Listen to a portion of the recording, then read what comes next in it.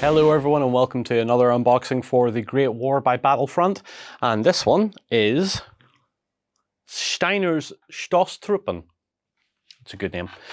You always have to have a Steiner in there somewhere. This of course is the German force for the Great War, and if we look under close cam real quick we can see that what we have here is probably the smallest of the forces that we've had a look at. There's 4 in the range. This is the 4th that I filmed, and it's the smallest that I filmed as well. And there's a good reason for that.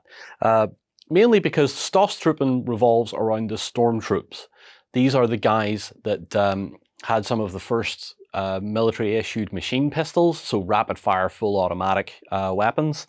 And their whole idea was to sneak across no man's land, particularly at night, and do trench raids. So these guys were all about get in fast, cause disruption, and pull back again. Like actually weaken a line potentially before in advance, or just to capture prisoners or gather intelligence, that sort of thing.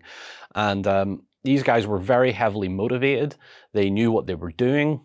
I don't know if that's correct towards the end of the war. I know that as wars go on, morale and equipment availability and all that sort of tends to deteriorate a little bit. And what we end up having here is probably the stormtroop at their height. So that rapid fire force, ignoring the giant useless blobs in the middle, we'll get to those. What we have is 2 companies of SMG rifle platoon, or two platoons that make a SMG rifle company, along with its HQ, a small trench mortar, and a sniper team. In support of that, we have 4 field guns. We have 2 larger ones, I don't know, I can't remember what they are, and 2 smaller infantry guns there as well. And of course, a machine gun platoon, because machine gun platoons and World War I are kind of the same picture. You can't have one without the other, really. So what we have is a German force at the height of its eliteness, at the height of its rapid advance and fire and maneuver towards the mid to late stages of the Great War. Then we're going to have to talk about the elephants in the room, the 2 of them that are on the table. So here we have one of Germany's answers to the British Mark IV, to the Saint-Chamond, to the FT-17. This is the A7V, the panzerwagen A7V. Very limited numbers ever built. I believe there was maybe only 15 of them, something like that. There was not a lot of these vehicles, whereas the Mark IVs and the FT-17s were built in the hundreds.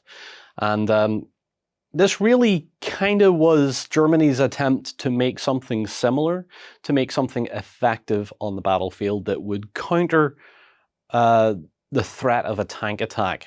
They're not necessarily made to attack other tanks, but they're made to fulfill the same purpose that the British tanks were made for and the French tanks were made for.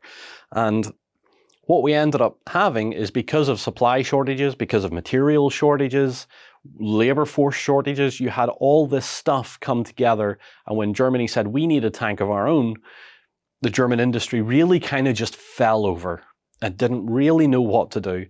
But what they ended up with was a bunch of these things that are just really big boxes on tracks, built off an existing chassis. I believe it was an artillery tractor or something like that. I can't remember if it was a purpose-built chassis or if it was built off something else. And then basically annoying the German Navy until they got some steel and started riveting it together into these giant boxes that required 18 men to crew, which is very odd. So what they have is a big track chassis with an engine in the middle. The driver and commander sit up on this not at all exposed cupola with a forward-facing 75mm gun and 4 or 6 machine guns all the way around the damn thing. And what ends up happening is that this tank has so many men involved to operate it that the tank just doesn't know what it's doing. There's too many cooks in the kitchen, so to speak, and this tank is not very effective, and because of its limited numbers, it doesn't make an impression.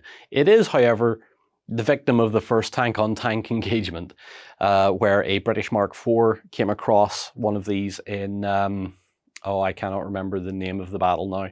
And what ended up happening is that these 2 tanks met and started to figure out how to fight each other, while the infantry in each trench sat and watched these 2 Leviathans sort of try to dance around each other until the British tank eventually realized, if I stop and fire, I'm giving my gunners time to aim, and managed to take one of these out, or they just shot at each other for a while. So there's a lot to be criticized about the A7V, but at the same time, it really was a, here's what we can make, let's make what we can of them, and then rely on captured Allied stuff. So you started to see towards the end of the war, British Mark IVs sporting the markings of the German army, painted in their own camouflages and stuff like that.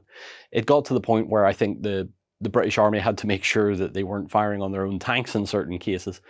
But yeah, the Germans' first experience of an indigenous tank building program ended up with this, and really sort of hammered home to them that big tanks weren't a good thing.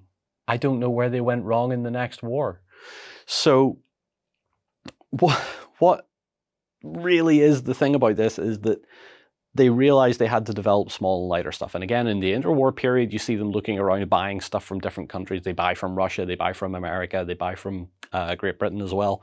And they test all this stuff out. And that's where their doctrine of blitzkrieg really sort of forms, similar to that of the American tank doctrine, where they're like, everything has to come together to do a certain thing. The German army does that as well and develops that up too. So blitzkrieg and everything sort of comes out of each nation's experience of armored warfare and the use of armored vehicles. Everything from armored cars up to tanks and self-propelled artillery and so on and so forth.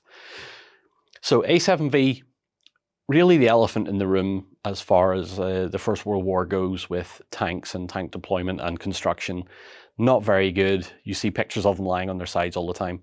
And I believe, if I'm correct, there's only one still in existence, and that's in Australia as a memorial. It was taken home as a war trophy. So like I said, this is probably going to be quite an interesting army to play. It's low model count compared to the other nations. It's probably got a lot more firepower in amongst it. Again, I don't have cards or rulebook for me to look at, but I would imagine that machine pistol teams and stuff like that, these two MP rifle platoons probably do pump out quite a lot of fire.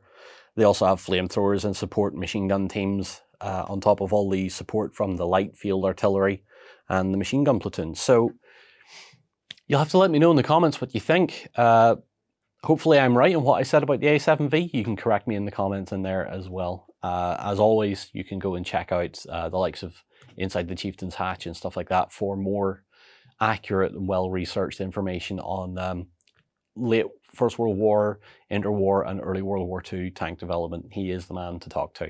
He's also very tall. I haven't met him in person yet. I hope to someday. Hope you're watching. So yes, thank you very much for watching. I hope you've enjoyed this one. Let me know what you think of the Stosstruppen if you play them already in Great War.